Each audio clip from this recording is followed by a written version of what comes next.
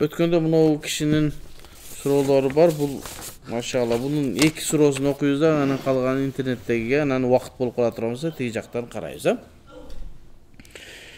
Дуанын кабыл болуп жатканын же кабыл болбой жатканын кантип билсек болот дейт. Дуанын кабыл болуп жатканын жана кабыл болбой жатканын кантип билсек болот. Текшерип көрүү үчүн кандай дуа кылып көрсөк болот.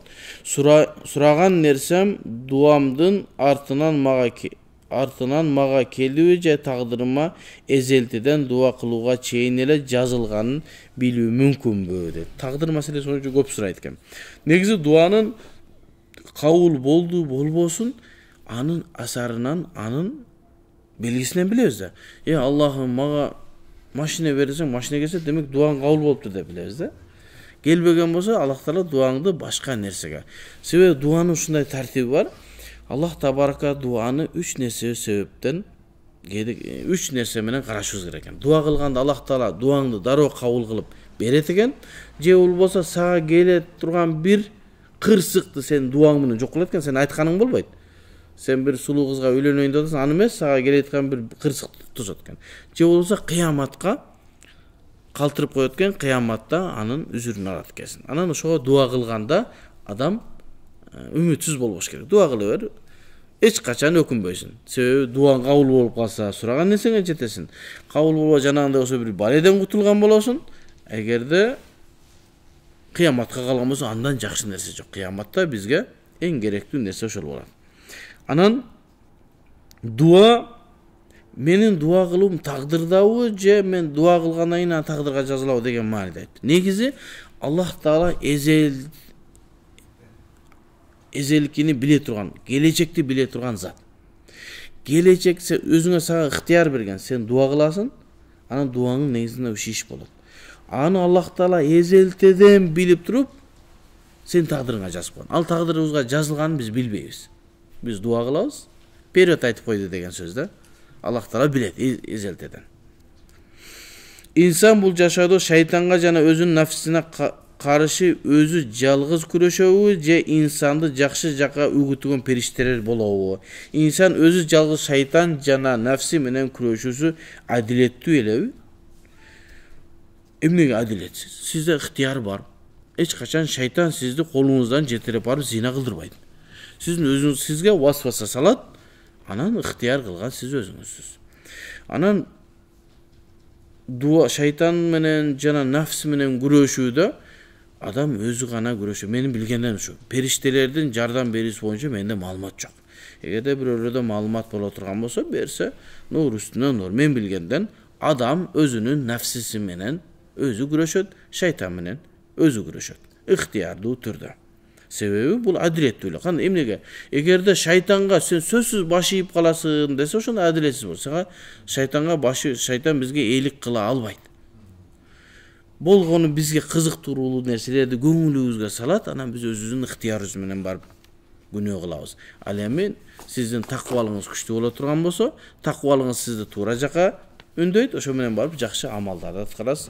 Аллаху а'лам. Кийин биздин бияктагы суроолор бар экен, мына ушул суроолорго жооп бергенге аракет кылайлык. Бисмилла.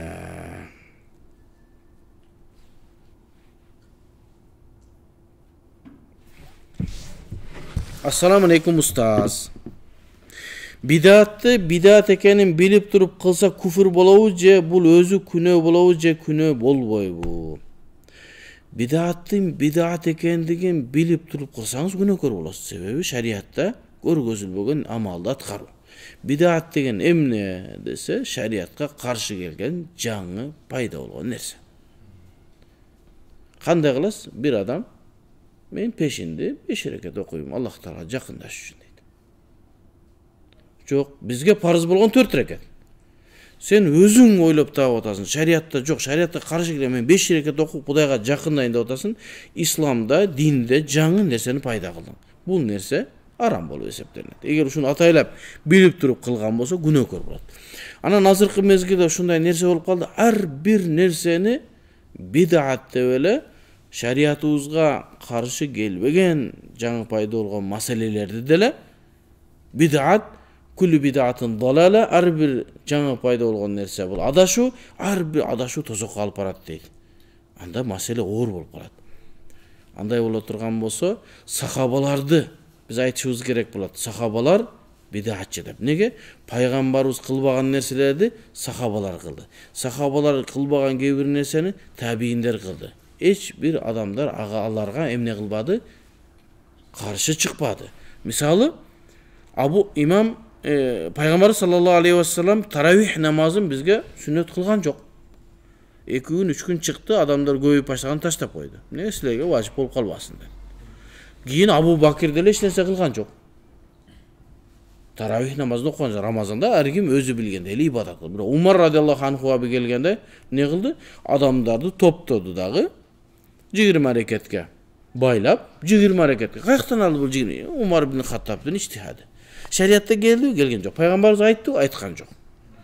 Анын ошол мезгилдеги алым сахабалар, муштахид сахабалар карап туруп Умарга каршы чыккан жок. Себеби сахабалар эгер туура эмес болсо дайым эле эмне кылган? Кайтарышкан. Сен муну шариат кылган. Ошентип Убей ибн Каабты радиаллаху анхуну имам кылды дагы, болду. Мындан бияка 20 рекет таравих намаз окуйбуз деди. Суннаты муаккада деди. Пайгамбарыбыз кылган жок, Абу Бакыр кылган жок, бирок Умар кылды. Умарды биз бидатчы деп айтпайбыз. Ага окшогон маселелер айтып отурса өтө эле көп. Умар Абу Бакырдын мезгилинде Курандын жам болуусу, андан кийинки маселелер мынантип мечиттердин ичине мындай килемдердин салынуусу, мурда салынган эмес. Адамдар топуракта эле бут кийим менен кирип намаз окушкан. Университеттер болгон эмес, бардыгы мечитте илим алган. Эмне себептен университеттер чыгып калды? Университетке барып, эмне себептен 4 жыл окуйсуң? Эч кандай шариатка каршы келбейт, болду, ушундай тартип экен. Аны биз эмне кылбайбыз?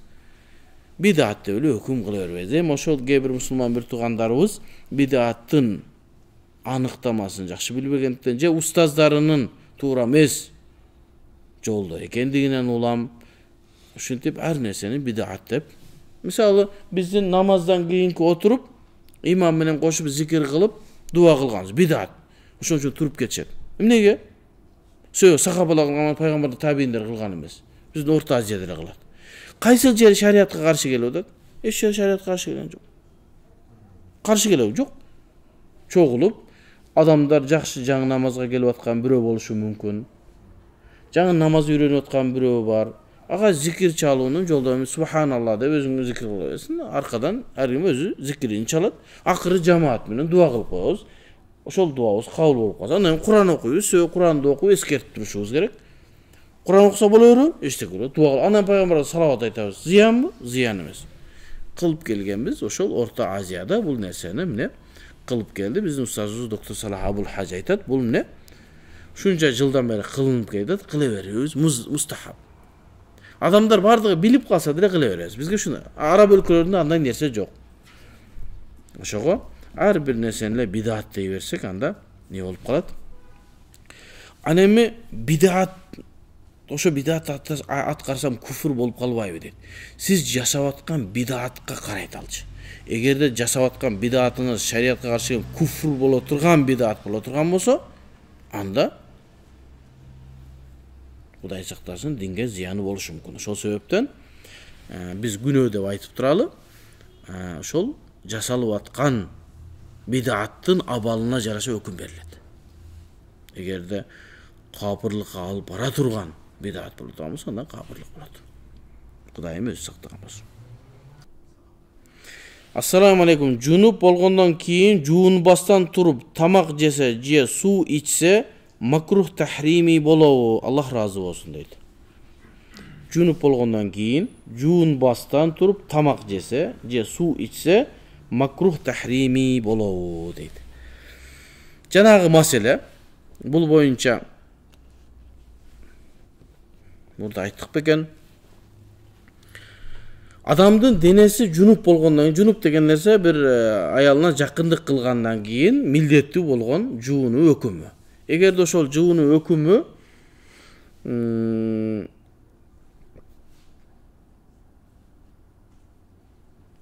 бир адам жунуп болду дейли, ал жуунбастан турганда ошол дене нажасатпы, нажасат эмеспи деген маселе. Бул боюнча Абу Ханифадан 3 риваят бар. Абу Ханифа рахматуллахдан 3 риваят бар. Эми ошол жунуп болгон адам жуулганда аккан суу нажаспы, нажаса ушул маселеге токотулат да.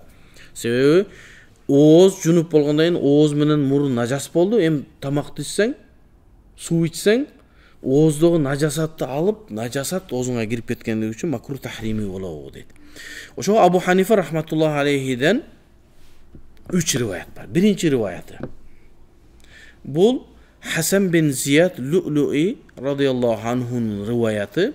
Ма'ул мустамал жунуп адамдын же болбосо даарат алгандан даараты жок адамдын дааратынан аккан суу нажасатыл гализа, оор нажасат деген өкүм бар. Ал деген нерсе, эгерде сен жуунуп атып туруп колуңду сууга салсаң, суу нажас кылат. Жуунуп атканда суу челектеги сууга чачыраса, сууну нажас кылат. Себеби бир тамчы сууну нажасат кылат да, себеби оор нажасат боло турган болсо. Кийимиңе тие турган болсо, кийимди эмне кылат? Нажасат. Бул риваят Хасан бин Зияд ал-Лю'лу'идин риваяты. Экинчи риваят бар Абу Юсуфтун риваяты. Ана Аби Ханифата нажаса хафифа, жеңил нажасат деп. Жанагы бул жерде эми адам таптаза болсо, эгерде денесинде заң же бир уруктук боло турган болсо, ал талаш жок эле сууну нажас кылат, талаш жок. Бул жерде дене таптаза болсо, нажасаттан. Андан кийин жуулгандан кийинки суунун өкүмү жөнүндө сүйлөшүп атабыз. İmam Abu Yusuf'un pikirinde, Abu Yusuf'un rivayetinde ne? Cengin najasat degen rivayet var. Al degen nerse, giyimdin 4'tön birine jana suu juga turgan bolsa najas kılat. Andan az ana geçirim bolat deydi. Andan 3. rivayet var. Bu Muhammed bin Hasan Şeybani radıyallahu anh'un rivayeti. Al rivayette ne? Tahirun gayru mutahhir deydi. Jana suu taza. Башкача айтканда сууну кийимди нажасат кылбайт, болгону башка нерсени тазалабайт. Ага даарат ала албайсың, ага гусул кыла албайсың. Таза, бирок башка нерсени таза кыла албайт. Муну ушул 3 риваяттын негизинде Ханафи мазхабта кээ бир фатвалар берилген.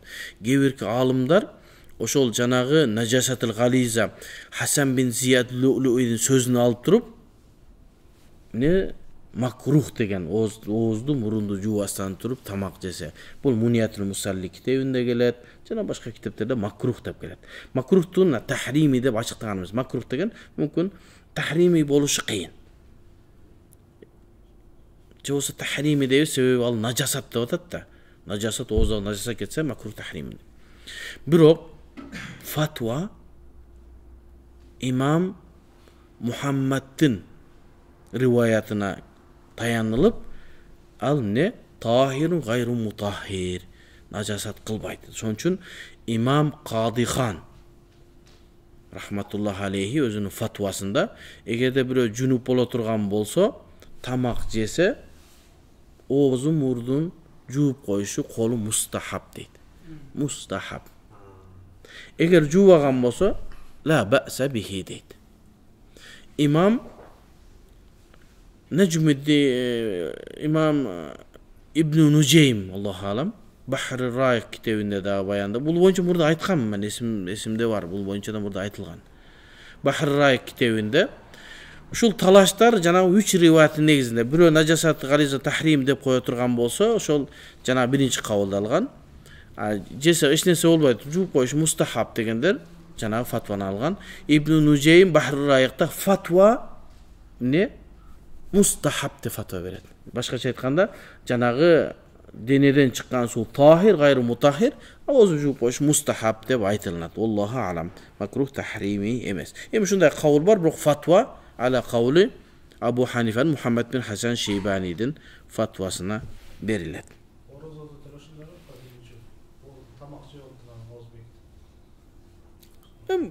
Oşul meseleye barattan bardı.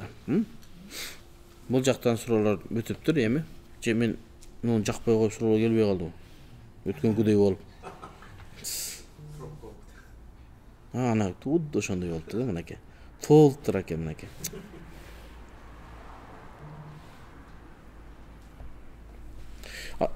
Дамла эгерде түшүркөгөндө мани чыгып кийим пижама нажас болуп калса, аны жуубастан туруп кир жуугуч машинеге башка нажас эмес кийимдер менен кошо жууп салса кандай болуп калат? Бут кийимдер нажас болуп калабы? Бүт кийимдер нажас болуп калабы дейт, машалла. Эми уруктук бизде тахир, таза болгону нажасаттын жолунан чыккандыгы үчүн гана нажас дейбиз. Өзүнүн менен заара чыккан жерден чыгат да, ошол жолдон чыккандыгы үчүн эмне дейбиз? Нажас болуп калды дейбиз. Болбосо уруктукту нажас дей турган болсок, ал адамдар жаралган, пайгамбарлар жаралган, анда нажас нерседен пайгамбарлар жаралганбы деген маселе чыгат. Шафи мазхабында уруктукту нажас деп айтат. Алар жалпы айтып койду. Биздин ханафилер Абу Ханифа машалла бир нерсенин аркасын көрөт да, ибанын нар жагын көрөт да. Эч нерсени калтырбастан маселени жооп берет да. Анан ошондо айтат, биз мани уруктукту таза дейбиз. Болгону нажас жол менен чыккандыгы үчүн гана биз аны эмне деп атабыз? Нажас кийимдерди булгайт деп атабыз. Эми ушундай болду дагы кийимге, ич кийимге жууп калды. Аны алып бардык да башка кийимдер менен кошуп туруп неге салдык? Стиральный машинага салдык, кир жуугуч машинага салдык. Эми башка кийимдерди нажас кылып койбойбу дейт. Бул жаңы маселе. Бул боюнча устазыбыз Шейх Салах Абул Хаждын дагы фатвасы бар. Кир жуугуч машина 3 жолу андан көп чайкайт. Чайкап, жаман сууну кетирип, таза суу куюп, кайра чайкайт. Жууп бүткөндөн кийин. Ошондон биз эмне деп фатва беребиз? Кир жуугучка салынып эле жуулган кийимдин баардыгы таза.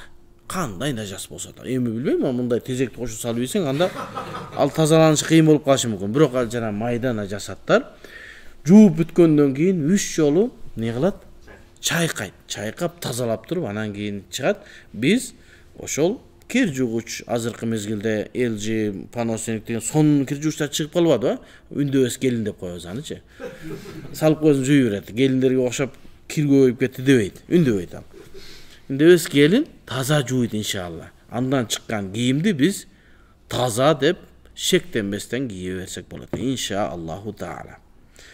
Ассаламу алейкум устаз. Азыркы жаштардын намаз окубагандыгына ким себептүү? Ата-энесиби же бала өзүбү дейт. Эми биз алхамдулилла Кыргызстанда, кыргыз элибизде азыр жаштардын намазга кайтканы көп. Көбөйүп атат, жакшы. Мисалы Иорданияга барсаңыз, жаштар анчалык эмес. Жаштар динге тартылып. Бизде алхамдулилла жаштар динге кайтып, карыларга мен 99-2000 жылдары Бишкекке келгенимде Централь мечитте аксакалдар анан бир аз эле адамдар турат эле. Азыр карасам мечиттер толу. Алхамдулилла биздин жаштар азыр динге, иманга кайтып атканы мына жүрөк сүйүнө турган маселе, жүрөк кубана турган маселе. Ошол мезгилде мен Иорданияда 5 жыл жүрүп келдим. Ал жактагы жаштар динге жакшы эмес. Музыка угуп, чачтарын жасап эле ошентип Саудияда деле ошондой жаштардын эмнегедир исламга умтулуусу аз. Ошого эгерде жума намазында азан айтылгандан кийин үйүңүздөн дарат алып чыксаңыз, аякта хутба узунураак болот. Себеби бизде жумага чейин бул жерде 1,5 саат сабак болуп туруп, анан кийин хутба 10 мүнөт эле болуп калатпайбы? Алардын намазда хутбасы 1,5 саат андан көбүрөөк болот. Ошону барсаңыз 4-катарга жетип барасыз мечитте. Биздечи бир аз эртерээк барбасаң машинеңе да месте жок. Жайнамаз салганга да жери жак таппай каласың. Алхамдулилла, элдер көп келет бизгечи.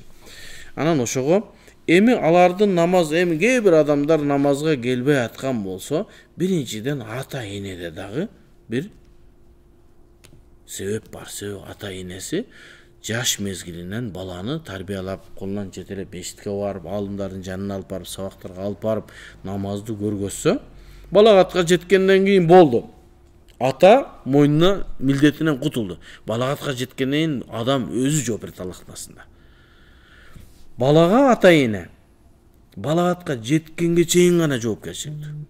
Балагатка жеткенден кийин болду. Эми өзүң жооп бересиң. Эми балагатка жеткенден кийин ал өзү издениш керек. Сабактар болуп атат, башка нерсе болуп атат, бүт Инстаграмды кара, башка жерде кара биздин устаздарыбыз, алымдар сүйлөп атат. Анан балагатка жеткенге чейин атасы жооптуу болсо, балагаттан кийин бала өзү жооп бериши керек. Ар бир амалына өзү жооп берет. Ким жакшы амал кылган болсо, анын соогун алат, ким жаман амал кылган болсо, анын күнөөсүн тартат. Салафи жолун карманган кыз менен үйлөнсө болобу? Мен сага тийишпейм, сен мага тийишпе деп талашпай, тартышпай, түшүнүшүп жашай турган болсо дейт. Андай жашоо кыйын болот. Ошон үчүн устазыбыз Чубак Ажин айткан жакшы сөз. Даватчы даватчыны алсын, салафи салафиди алсын, тынч жашайбыз. Себеби бул жашоо деген оор нерсе. Бул диний маселелер бул жакта турсун. Идиш жуудуң, жуубадың, тамагың туз аз кем деп туруп урушуп кетип атышпайбы? Анан диний маселеде талаш тартыш болот. Сен мындай кылба десе, менде боло берет деп болбойт ал. Бунун ширк дейт, ширк эмес дейт. Анан ортодо эмне болот? Ошон үчүн тең менен эле ушу ар ким өзү менен эме болгон жакшы. Бирок биз салафи кызды алып, салафия, ошо эми салафи дебейбиз да. Ошолордон бир таасирленип өзүлөрүн ушундай бир жамаатка таандык кылып алган. Аны алып туруп тез эле неме кылсаң болот. Аялдын күйөөсүнүн дининде болот, аялычы.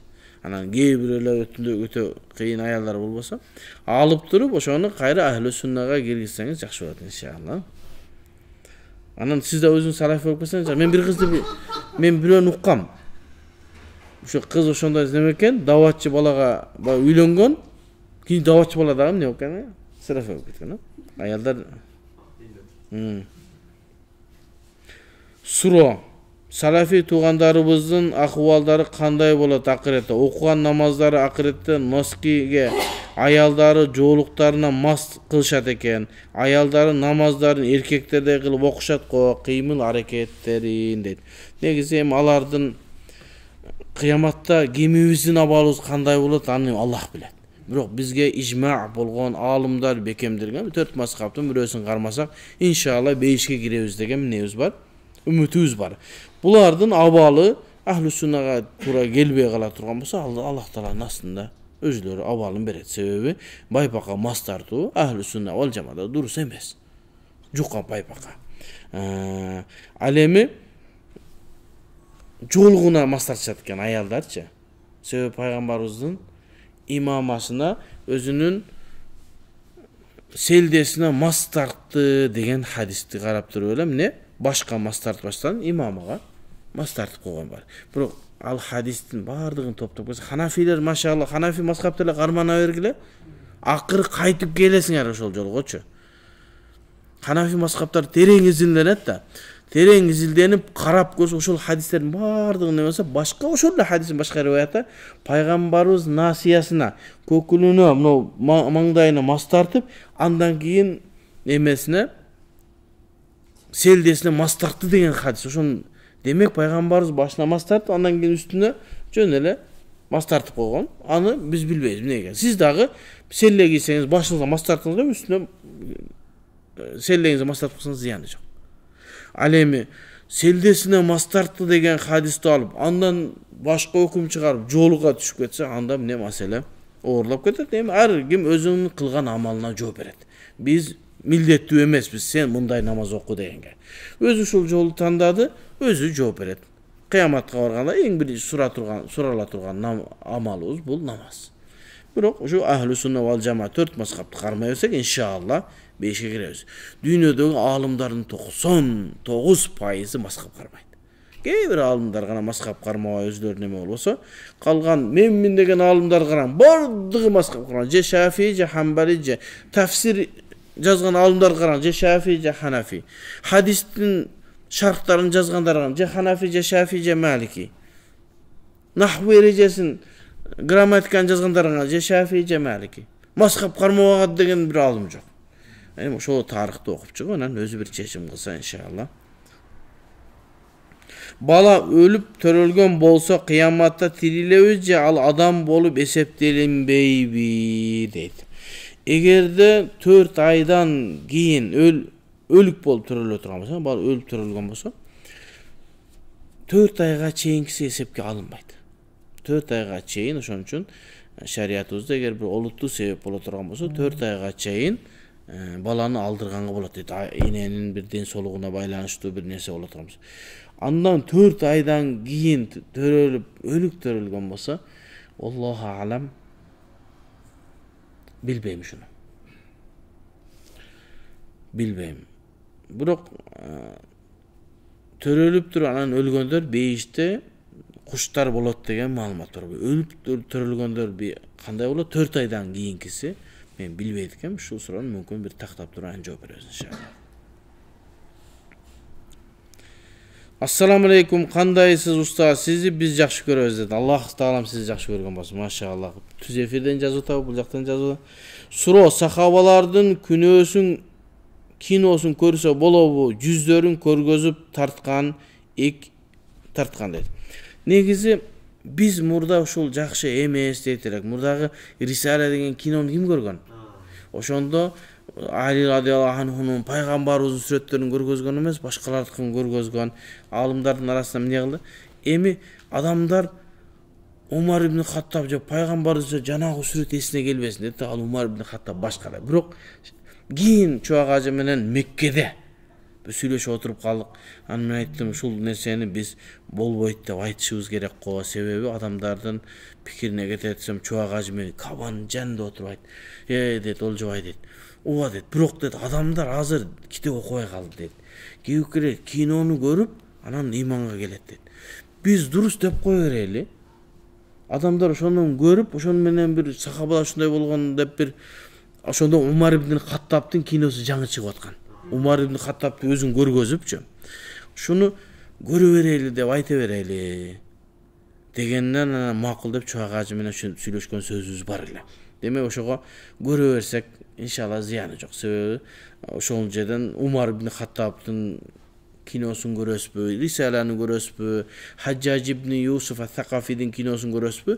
Ошол жерде жаман сүрөттө эмес, бардыгы ибадатка неме болгон. Эми бул алар сиз өзүңүз эле билип турасыз, алар актерлор. Ошо чагылдырып берип атат. Иншалла көрө берсе болот деп айтат элек. Экинчи суроо: Максат ажы Токтомушев баянын угуп турасызбы дейт. Угуп турам кээде. Ооба. Чыгып калса угуп турам. Алым киши. Ассаламу алейкум устаз. Туалетке кирип, чоңго отуруп, истинжа кылбай эле чыгып канча бир убакыттан кийин намаз убактысы келгенде истинжа кылышты унутуп дарат алып эле намаз окуп койсо эмне болот? Кайра барып истинжа кылып, анан дарат алып намазды башынан окуш керекпи дейт. Эми туалетке киргенден кийин акылы жайында адам тазалайт неме менен. Жок дегенде кагаз менен тазалайт да. Эми жуубады дегенде айткысы келип атат окшойт. Жуубастан кеткен болсо, эгер ошондо тазаланган болсо, иншалла дурус боло берет. Мурда сахабалардын мезгилинде эмне кылган? Ошо арчып эле кесек менен тазалашкан. Ошон үчүн жанагы 1 дирхам өлчөмүнчөгү нажасат эмне? Кечирим, себеби ошол жанагы жерде заң чыккан жерде ошондой анча-мынча калышы мүмкүн, арчыгана таптаза кылып арчылбайт деген. Бирок бир маселе бар. Сахабалардын мезгилинде адамдар жанагы малдардай болуп коргоол кылып заң чыгарышчу экен. Себеби биз окшоп азыр бардык тамакты ичпесен, ала курма жеп, аз тамак жегенде коргоол. Андан кийин силер жанагындай кылып баштагандан кийин жууш важип болуп калды деген маселе бар. Эми ошондо жанагы биздин шариятыбызда өлчөнүлгөн 1 дирхам, аны мен азыр 10 тыйындын өлчөмүнчө деп атам. 10 тыйын, азыркы биздин 10 тыйындын өлчөмүнчө нажас калган болсо, кечирим. Эми жанагы кагаз менен тазалаганда ал жер эч нерсе калбайт. Жуулбай эле калды, иншалла. Ошо бойдон намаз, бирок жууган бул жакшы. Эми ушундай боло турган болсо, намазын кайра кайтарып окуу милдеттүү эмес дейт элек. Бирок кат жазып шат өчүрүп коюптур кайра. Кудукка адамдын каны мурун же жарадан агып кетсе, өкүмү кандай кандын өлчөмүнө жарашабы дейт. Эгер сууну өлчөбүз, эгерде суу көп боло турган болсо, бизде 10 зираат. Ушундай өлчөм бул көп суу деп эсептелинет. Ушуга нажасат түшө турган болсо, түшкөн жери нажасат болот, бул жагы нажасат болбойт. Кудукту дагы элестетип көрөбүз. Кудук кичинекей боло турган болсо, эгерде кан же бир заара түшө турган болсо, кудукта суу аз боло турган болсо, нажасат суу көп боло турган болсо, жанагы 10-дун өлчөмүн азыр мен айта албайм анычы. Биздин китептерибизде 10 зираат дейт. 10 зираат 6 метр, 7 метр мындай 4 бурчтук бир хауз жанагындай бассейн боло турган болсо, бул жагынан нажасат түшсө, наркы жагынан дараталса болот деген бар. Эми кудукка ошол түшкөнүн өлчөмүн билиш керек. Эгер кудук кичинекей боло туруп жайыла турган болсо, мүмкүн нажас кылып коюшу мүмкүн сууну. Азыр мен ал сууну көрбөгөндүктөн ал суу кандай экендигин мен билип айта албайм. Намаз эми окуйун деп жаткан адамга окуй бер, иншалла кабыл болот десем күнөөкөр болбоймунбу? Намаз окуйун деп жаткан адамга окуй бер, иншалла кабыл болот десем, эмнеге кабыл болот иншалла? Намаз окуса кабыл болот. Даратын эле туура алган болсо, иншалла намазы дурус эле болот. Намаз кабыл болуш үчүн парыз шарттар бар, бирок парызды аткарбаса кескин түрдө кабыл болбойт деген нерсе барбы?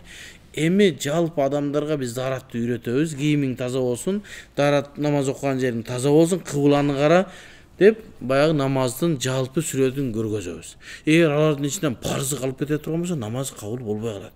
Ошон үчүн кимге намаз балагатка жеткенден кийин намаздын өкүмдөрүн үйрөтүп эмне болот? Фарз болот. Үйрөнүшүбүз керек. Устаз, халал индустриясына муфтият же фатва бөлүмү ишеним көрсөтөбү? Негиздөөчүсү Мыктыбек Арстанбек ага. Буга устаз Чубак ажынын да салымы бар дейт. Халал индустрияда мен айтат элем, ушу халал индустриясы атайын бир дасыккан бир аалымды жумушка алышы керек булар. Анан жөн эле баягы өзүлөрүнүн стандартын карап туруп эле өкүм чыгара бергени жакшы эмес. Ошого кээ бир таң калыштуу маселелерди да айтып коюп атышат. Ошого бир аалымдарды алса, аалымдар ошону карап, анан кийин өкүм чыгарышса жакшы болот. Ошондон качышпасын.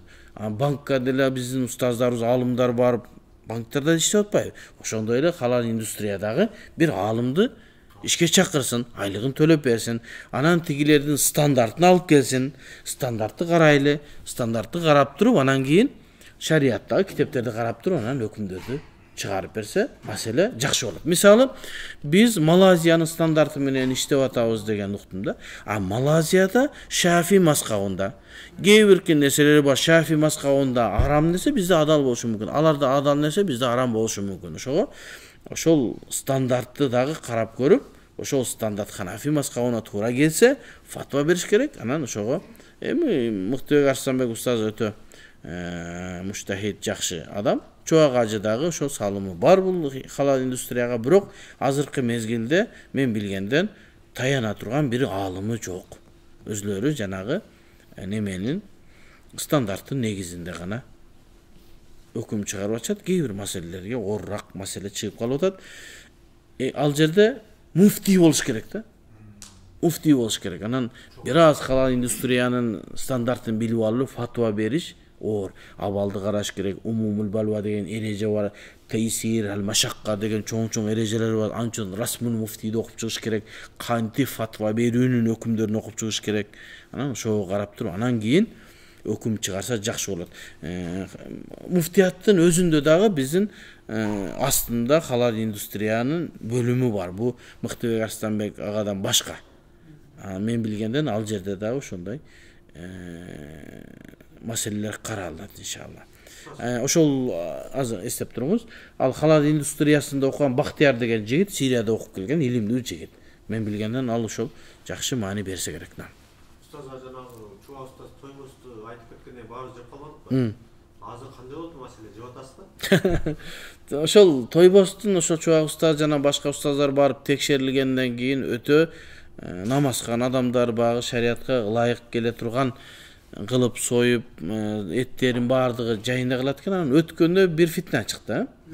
О фитна чыкканда, ал фитна мүмкүн чын болуусу мүмкүн, атайлап кылынган болуусу да мүмкүн да. Себеби конкуренттер Россиядан болгон бир немеде чыкты. Бирок ошол чыкканда биз дароо токтодук. Анын составына чочконун кошулмасы чыкты. Ошол мезгилде мен Facebook'a жазып чыктым. Андан кийин ошол Тойбостон башчылары чыгып, "Жок, биздики жакшы, иншалла биз тазабыз, биз шарият" деп койду. Ал далилге жетишсиз да. Алар дароо мынакей кайра текшерип туруп, немеден лабораториядан чыгарып, мына биздики таптаза, эч кандай проблема жок. Россиядагы кандай жерге текшерилди, кандай лаборатория текшерилди, аны биз билбейбиз. Мына биздики таза деп лабораториянын натыйжасын чыгарып койсо, тезирээк адамдар көп неме болду. Андан кийин иншалла кайра азыркы устаздар бар, халал индустрия башкалар бар, текшерип неме кылып турат дейт. Иншалла азыр жеп эле атабыз, таза деп эле. Себеби башчылары имандуу, жакшы адамдар. Assalamu alaikum ustaz. Halal индустриясына муфти бир эле неме экен, суроо экен. Суроо экен, машалла. Саламатсызбы? Ва алейкум ассалам рахматуллах. Мен учурда онлайн менен иштеймин. Кытайдан товар алдырып, онлайн менен иштеген көз карашыңыз кандай? Эми ошол кандай онлайн менен иштеп атасыз, ошону карап чыгыш. Отуруш керек. Siz kantip tavар алып атасыз, товарыңызды кантип сатып атасыз, сиздин товарыңыз сиздин колуңуздабы, сатып аткан товарыңыз адалбы, баасы кандай, базар баадан кымбат сатып атасызбы, арзан, ошонун баарын карап чыгып, анан кийин маселеге жооп беришибиз керек. Бизде азыр ушундай маселе болуп калып атат, адамдардын акчасын мындай алып туруп, биз неме болуп тур, азан айтылынса, анан азан айтылгандан кийин да суроолорго жооп берип койсок, ошол өзүндө жок нерсени сатып атат. Ушундай нерселер бар экен. Ушул нерсени айттык. Эгерде бир фирмада болсо, ал фирманын складында бар болсо, анан сен ошол складтын элчиси, ошол складтын жанагы Amazon'да бир ошого иштесең, сенин колуңда жок, бирок складта бар. Анда сата берсең болот. Хукман дурус. Ал эми Кытайда болгондо, Кытайдагы товар сенин мүлкүңдө эмес. Демек, өзүңүн мүлкүңдө болбогон нерсени сата албайсың. Демек, сен товарды алып келип алышың керек. Андан кийин сатсаң, ошол дагы маселелерди терең изилдеш керек. Өзүңүзгө кайрылсаңыз, иншалла жакшы болот. Устаз, бир суткада пайгамбарыбыз саллаллаху алейхи вассаламдын канча сүннөтү бар дейт. Машалла. Багымдаттан баштап уйкуга кеткенге чейинки убакыт аралыгында баарын айтып берсеңиз, угуп иншалла бирден сүннөтүн жашоома киргизип, амал кылып баштайын дедим эле, Аллах разы болсун дейт. Аны өтө сабак кылыш керек да, үчүн. Эртең менен турган эми түндө тахажжудун окуган пайгамбарыбыз, андан кийин багымдатка турду, сүннөтүн үйүндө окуду, жамаатка келди, жамааттан кийин зикир кылды, андан кийин духа намазын окуду. Ошентип көп эми. Бирок пайгамбар саллаллаху алейхи вассаламдын бардык амалы бизге жетип келген эмес.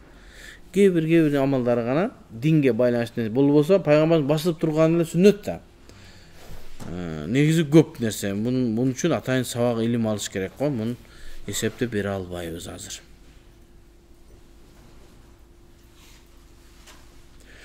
Дамылла, малдын жүлүнү адалбы же арамбы? Малдын жети нерсеси арам дегенде ушул жүлүн дагы бар экен. Ушун суроону жооп бере берип мазол болуп кетти. Айттык. Малдын ошол 6 нерсеси жегенге болбойт, бирөөсү арам калган макрух тахрими дегенбиз. Жүлүн ал нерсеге кирбейт. Эми бир китептерде айтылып калган Канзы Дакайык деген Абул Баракат Насафи деген имамдын китебинде Пакистан басмасында адашылып басылып кеткен. Андан жүлүн деген нуха. Андан Фатава Хиндия көчүргөн. Шу эки китепте гана ушул маселе бар. Калган китептерде бул неме жүлүн маселеси жок. Жана Канзы Дакайыктын эски кол жазмаларында да жок экен. Ошондон улам биз медеди жебесе эч нерсе болбойт иншалла.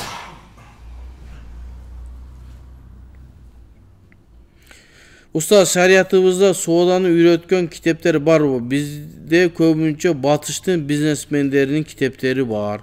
Биздин Китабул Муамалат, Китабул Бай деген шариятыбызда китептер бар. Себеби ал жака биз молдолор киши тишибиз өтпөйт да. Шу даратты, намазды, ажылыкты берип эле нар жака өтпөйбүз да.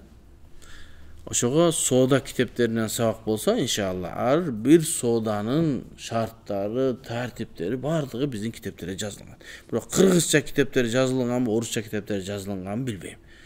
Бизде атайын Китабул Бай, соода китеби бар. Анан муамалатыл муасира жаңы маселелер боюнча, банкы маселе бардык боюнча китептер бар, болгону окушуңуз керек. Ассаламу алейкум устаз, суроо, мени bir bala жактырып калып номеримди сураган. Кыздын суроосу экен, а? Meni bir bala жактырып калып номеримди сураган, бирок мен такыр бербей койгонмун. Туура кылыпсыз. Өзү имандуу, намаз окуп, динди карманган бала, машалла. Мага да серьезный ниет менен айткан. Убактылуу сүйлөшпөйм, турмуш куруу максатында айтып атам деп. А менин отказ бергенимдин себеби жашым эми 16-да. Жаш экен. Ал бала 22-де. Анан динде никахка чейин намахрам менен себепсиз сүйлөшүү да болбойт. Өзүм медреседе илим алып жатам, машалла. Ислам менен жашагым келет. Эми ошол бала менен келечекте бирге болгум келсе, 2-3 жыл сүйлөшпөй жөн эле күтүп турсак болобу? Жазакаллаху хайран дейт. Эми жаш кыз экен, окуп илим алсын, анан эгерде турмушка чыгам десе, биздин закон боюнча 18 жаштан кийин гана турмушка чыкканга уруксат болот. Демек, сүйлөшкөн шариятыбызда арам деп айтабыз, дурус эмес.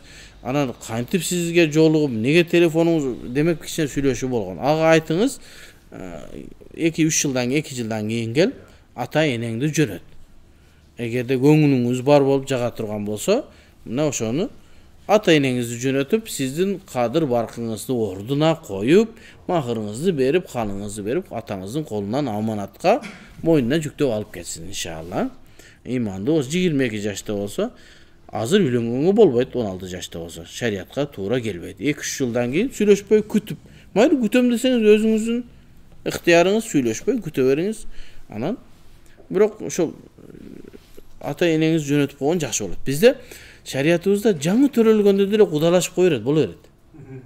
А бул да кудалашып койсун, сүйлөшпөсүн, андан кийин ошол шарияттын уруксаты жана закондун уруксат берген убактысында келип, анан үйлөнүп, андан нары кийин сүйлөшкөндөн да качып каласыңар дедик, э? Оорбу. Устаз, ассаламу алейкум. Кыздын карыздан кандай чыксам болот да? Я Алла.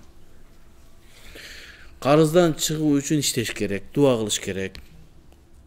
Үйдө жата берип эле дуа кылсаң, асмандан акча жаабайт, иштеш керек. Аллахым менин карыздарым кутулганга өзүң жардам бер, жеңилдик бер десең, Аллах Таала бир жолдорун көргөзөт. Иш болот, иш чыгып калат, башка болот, бирөө бир жерге ишке чакырып калат. Анан ошо менен кутулабыз. Азыр баарыбызда карыз бар. Аллах Таалам баарыбыздын карызыбызды кутулушту Аллах насип этсин. Дамыл алымдарды, муфтийлерди кафир деген адамдын артынан уюп намаз окуса болобу дейт. Я Алла. Алымдарды, муфтийлерди куфур деген чоң күнөө болот. Эгерде ал кафир болбой турган болсо өзүнө кайтат. Ошон үчүн андай адамдардын аркасынан намаз окубаган жакшы. Ал биринчи иманын, этикатын, илимин оңдошун. Андай имамдарды имамчылыкка да койбош керек, а? Дамла TikTok'ta кейбір илимдүүлөр ар кандай фатва берип жатат. Ошондой адамдарга муфтият эскертүү берсе болобу? Азыр бизде 12 адамдан турган имам алымдар бар. Ошол немеде сүйлөгөн, жанагы ар жерге чыгып сүйлөгөндөрдү, шариятка каршы сүйлөгөн болсо, ошолорду чакырып, тартипке чакырып, кайсы маселеден айттың, эгер айткан маселең туура болсо китептен көрөбүз, болбосо буну айтпаңыз, же болбосо акыйда маселеде боюнча сүйлөбөңүз деген азыр ушундай иншалла алым устаздарыбыз бар. Анан адам дагы бир өзүн фатва берүүгө шашпаганыбыз жакшы да. Эми ушундай убакыт болуп, илим алып келип, анан өзүм моюмдагы милдет дегенден кийин гана чыгып сабак бербесе, анан тез эле фатвага чыгып алган жакшы эмес. Качан алымдар, устаздар рухсат берип, ушу фатва берсин, сабак берсин деп күбөлүгүн бергенден кийин, колуңузда ижазаңыз, китептерден окуган Ханафи мазхабтан ижазаңыз болгондон кийин анан сабак берген жакшы болот, иншалла. Устаз, 30 жашка чыккандарга үйлөнүү важип болуп калабы дейт. Жок, 30 жаш дегенде важип болот үйлөнүү деген маселе эме, табаккан дейт. Адамдар үйлөнбөй туруп, ушу үйлөнбөсө зинага, жаман нерсеге түшүү, коркунучу 100% же 90'dan jogorу болуп аткан мезгилде важип болот. Тез үйлөнүш керек. Себеби үйлөнбөсө ал арамга түшүп калуусу мүмкүн. Ал мүмкүн 18 жаш, 30 жашта кайра слабыйлап баштайт. Кайра үйлөнгүсү келбей, кыз жакпай баштайт. Ошондо тезирээк үйлөнүш керек. Ассаламу алейкум устаз. Үй бүлөдө кыйынчылыктар болуп атат. Дуа кылып коесузбу? Аллах разы болсун. Аллах таала үйүңүздө кыйынчылыктарды жеңилдетсин. Аллахым өзү тынчтыгын берсин, берекесин берсин. Жакшы үй бүлө болуп кетиңиз. Кудайым жамандыктан жана ажырашуудан, уруш талаштан Кудайым өзү асырасын. Я Рабб.